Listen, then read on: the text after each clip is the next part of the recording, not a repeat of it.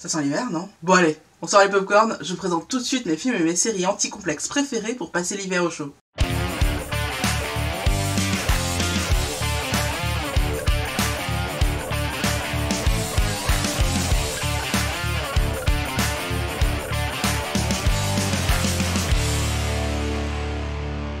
Coucou mes licornes à manteau en fourrure, je suis ravie de vous retrouver. Vous m'avez manqué. Au lieu de vous parler une énième fois de Noël, parce que je pense qu'on commence tous à en avoir ras le bonbon de Noël, vivement que ça passe, je me suis dit que j'allais plutôt vous parler de films et de séries qui sont cool à regarder bien au chaud sous la couette. Après avoir vu un énième film Netflix anti-complexe, je me suis dit qu'il était grand temps que je vous fasse une sélection de films feel good qui vous permettra non seulement de passer Noël bien au chaud, mais qui vous permettra aussi de comprendre que vous êtes la fille la plus géniale au monde et que vous avez le droit d'être comme vous êtes et que c'est cool et que vive la vie. Que vous soyez totalement complexé par vos rondeurs ou que vous passez juste une période de doute comme tout le monde, ça arrive à tout le monde franchement, même à moi, surtout à moi. Cette sélection de films et de séries va vous rendre le sourire à coup sûr. Voilà, évidemment je vais commencer tout simplement par le plus évident, le plus connu en France, le plus mainstream, c'est-à-dire Tamara. C'est un film français que tout le monde connaît, qui est sorti en 2016. Donc il n'y a pas si longtemps que ça, il n'y a que 2 ans, j'ai envie de dire. Les rôles principaux sont joués par Héloïse Martin et par Ryan Bensetti. Et le réalisateur de ce petit bijou est Alexandra Castanetti, qui accessoirement est l'un des chanteurs de la chanson du dimanche. Je ne sais pas si j'ai besoin de vous rappeler l'histoire, parce que j'ai l'impression que tout le monde la connaît, mais je vais le faire quand même. C'est une ado qui est un peu boulotte, qui est au lycée et qui est un petit peu prise pour cible par ses camarades, parce qu'elle est ronde. Et un beau jour, il y a un nouveau qui est juste canonissime. Et il se trouve que la fille la plus populaire du lycée flash sur lui, alors que lui, il n'a Dieu que pour Tamara. J'ai adoré ce film et j'ai beaucoup aimé le fait qu'il s'adresse à des ados, parce que je me suis dit, ok, la prochaine génération va être totalement libérée de ce genre de délire, il faut être mince pour être aimé, il faut être mince pour être avec un beau garçon, ou des trucs comme ça. Je me suis dit que, enfin, une fiction française pour ados, avec un beau gosse qui est attiré par une ronde, pas seulement pour sa personnalité, mais aussi pour son physique, c'était libérateur. Je me suis dit que les choses avançaient et donc rien que pour ça, ce film mérite totalement sa place dans ma sélection de films feel good. Le deuxième film dont je vais vous parler, c'est I Feel Pretty, que vous pouvez trouver en ce moment même sur Netflix. Au casting, on retrouve l'humoriste américaine Amy Schumer et Michelle Williams, vous vous souvenez, Dawson, et il est réalisé par Abby Kohn et Mark Sorbersheim. L'histoire, une fille totalement complexée par son physique, et ça vous rappellera sûrement quelqu'un, qui, à un cours de running, se cogne la tête, mais alors méchamment. Quand elle se réveille et qu'elle se regarde dans la glace, elle se trouve magnifique. Elle se voit sublimissime. Et le reste, je le laisse découvrir en regardant le film. Ce film est génial, il est hyper drôle, honnêtement, il m'a fait mourir de rire. Je me suis totalement reconnue dans la période avant Déclic et aussi après Déclic, quand tu réalises qu'en fait t'es une bonasse. En tout cas, que c'est à toi de décider que t'es une bonasse et que si tu décides que t'es une bonasse, tu deviens une bonasse. J'ai trouvé ça génial et franchement, je vous conseille à 100% ce film. C'est vraiment un film génial. Je sais pas comment vous dire que c'est un film génial qui décomplexe tellement, mais tellement, vous serez plus la même après avoir vu ce film. Ensuite, encore un film Netflix, franchement, il y aura beaucoup de films Netflix. Qu'on se le dise. Je pense que c'est pas un hasard si la plupart des films que je vais vous présenter sont sur Netflix. Comme ce média est payant, il faut absolument être abonné à ce network pour pouvoir voir les films de ce network. Mais en fait, ils n'ont pas la pression des annonceurs. Du coup, comme la plupart des annonceurs qui s'adressent au public féminin basent leur business sur les doutes des femmes, en fait, le fait qu'ils n'ont pas voix au chapitre fait que Netflix peut se permettre de libérer totalement les femmes et de leur dire « Attends, mais en fait, t'as pas de problème. T'as aucun problème. » Donc c'est pour ça qu'on a 3 films Netflix dans cette sélection. Et je vous présente tout de suite le deuxième film. Et donc le deuxième film Netflix, mais qui est en fait le 3e de ma sélection, vous suivez? C'est, avec l'accent français, Sierra Burgess is a Loser. Au casting, on retrouve Shannon Purser, mais surtout Noah Centineo, qu'on a aussi vu dans À tous les garçons que j'ai aimés. Vous vous souvenez du film où la nana, elle écrit des lettres à tous les garçons qu'elle a aimés, et quelqu'un les envoie vraiment à ces garçons, parce qu'en réalité, elle les écrivait pour elle. Le beau gosse de ce film-ci, c'est notre Noah, qui joue aussi dans Sierra Burgess is a Loser.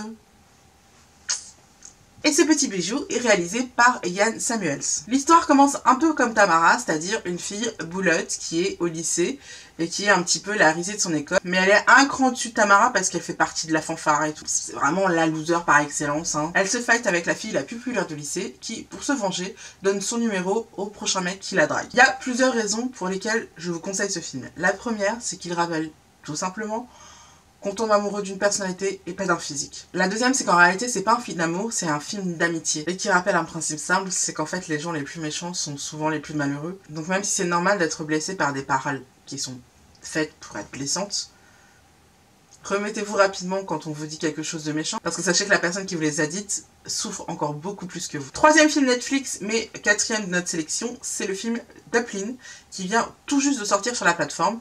Il est tout nouveau, tout chaud. Au casting, on retrouve Daniel McDonald, mais aussi Jennifer Aniston, excusez du peu, et je sais plus par qui il est réalisé.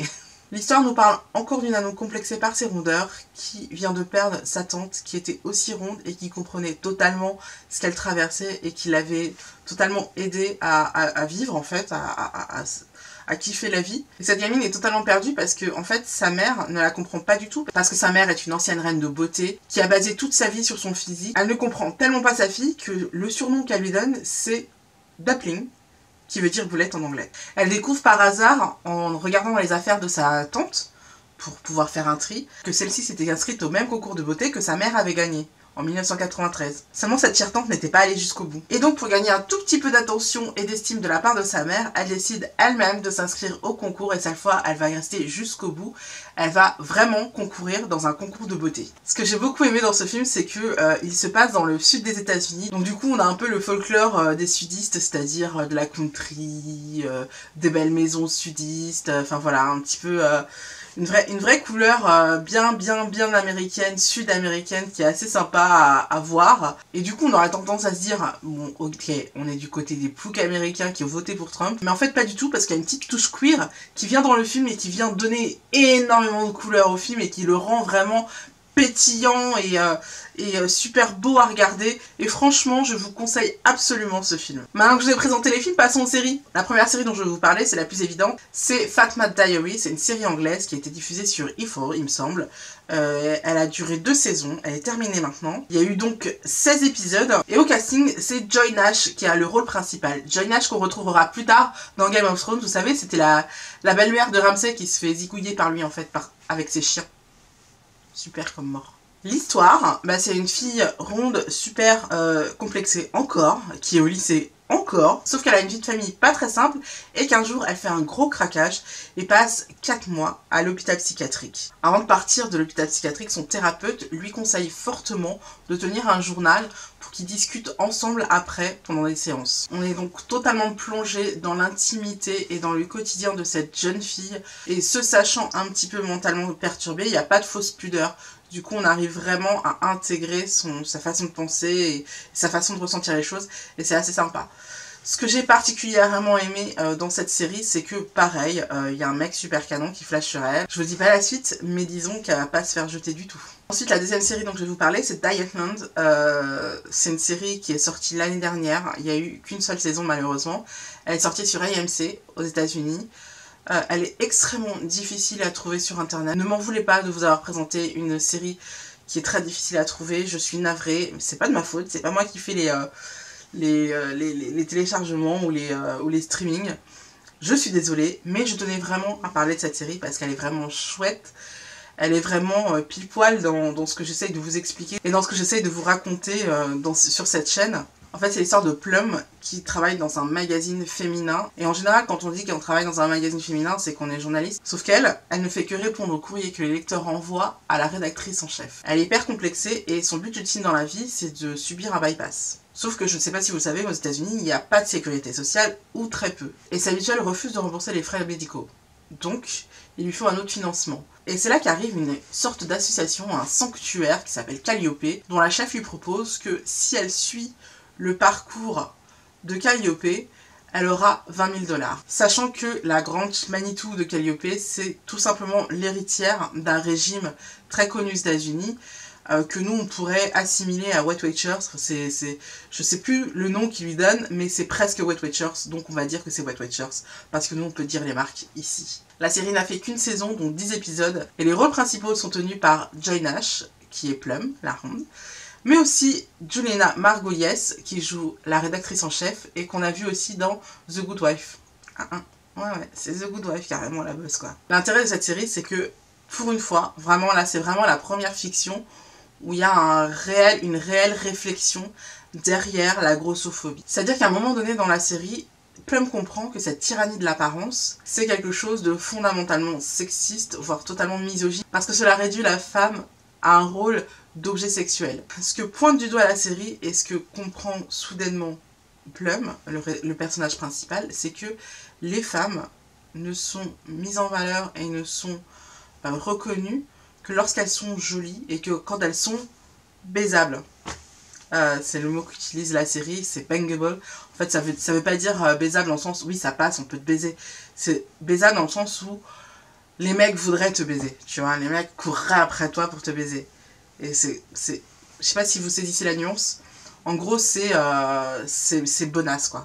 Voilà, c'est une bonasse, une bombe, un avion de chasse. C'est vraiment une satire de notre société qui est totalement machiste et qui considère les femmes que si elles sont jolies. Et donc les autres femmes, celles qui ne sont pas assez jolies, passent leur temps à vouloir être bonasses et à vouloir ressembler en fait au canon de beauté. Sauf qu'en réalité, ça souhaite décider que on est bonasse. Et si il y en a d'autres qui ne sont pas d'accord avec ça, bah, c'est leur problème et pas le vôtre. Donc rien que pour ça, je vous conseille cette série. En revanche, honnêtement, je suis pas fan de la fin. Je vous en parle pas plus que ça parce que je veux pas vous spoiler. La fin m'a pas convaincue. Vous m'en direz ce que vous en pensez dans les commentaires si vous avez vu la série. Et si vous ne l'avez pas vue, je vous invite à essayer de la chercher même si c'est compliqué. Mais en tout cas, voilà. Moi, j'ai été un peu déçue de la fin. J'aurais aimé une autre fin.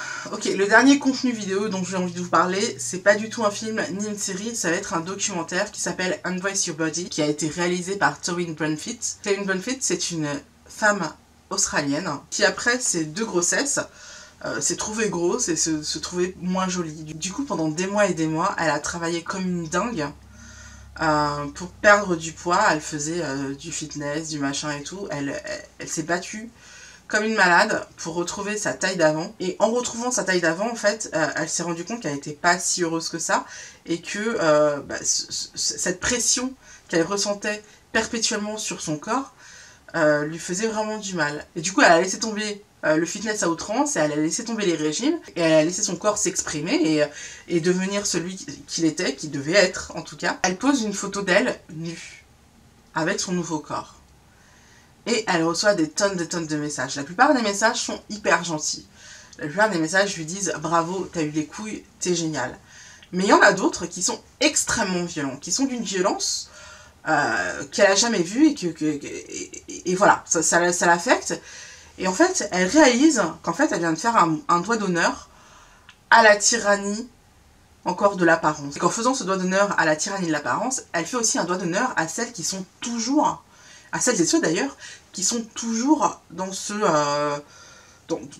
schéma-là, qui sont toujours dans la tyrannie de l'apparence et qui ne voient les gens qu'à travers leur apparence et qui ne supportent pas de ne pas être comme il faudrait. Suite à cette photo qui a fait vraiment le tour du monde, je pense que vous l'avez vu, elle décide de faire un documentaire sur les femmes, sur leur rapport avec leur corps. Et ce documentaire est juste magnifique. Ce documentaire est juste super. Et il te fait réaliser qu'en fait, les filles des magazines, elles n'existent tout simplement pas. Parce que non seulement c'est des gamines de 14 ans qui sont pas encore formées, mais en plus, même elles sont retouchées. Donc en fait, l'idéal féminin qu'on recherche n'existe absolument pas. Et ça, le jour où on comprend ça, c'est hyper libérateur. Mais non seulement ça, mais en plus, elle finit par comprendre qu'en fait, comme je vous l'ai dit dans une vidéo, dont je vous mets le lien au-dessus de ma tête, je ne sais plus quelle vidéo, donc il va falloir que je cherche, mais je vous mets le lien en tout cas au-dessus de ma tête. En fait, ton corps, c'est juste un outil qui te sert à te déplacer, qui te sert à vivre, qui te sert à manger, qui te sert à plein de choses, mais c'est absolument pas quelque chose qui te définit en tant que personne. À partir du moment où tu intègres vraiment ça, tu vis une autre vie. Le jour où tu comprends que tu n'es pas l'image que tu projettes de toi, et que tu es bien plus que ça, et que vouloir être jolie, c'est un réflexe narcissique que tout le monde a, mais ce n'est pas une fin en soi, et ce n'est pas ce qui doit déterminer ta vie. Le jour où tu comprends ça, et le jour où tu t'autorises à être toi-même, ta vie change. Donc voilà, je vous ai présenté toutes les œuvres audiovisuelles anti-complexes à voir quand on est ronde. Je chausse mes lunettes, j'ai mon bug. Il manque quelque chose. Ah, Mystique! Tu préfères voir une série ou un film? À la semaine prochaine. Pep, t'as pas aimé toi?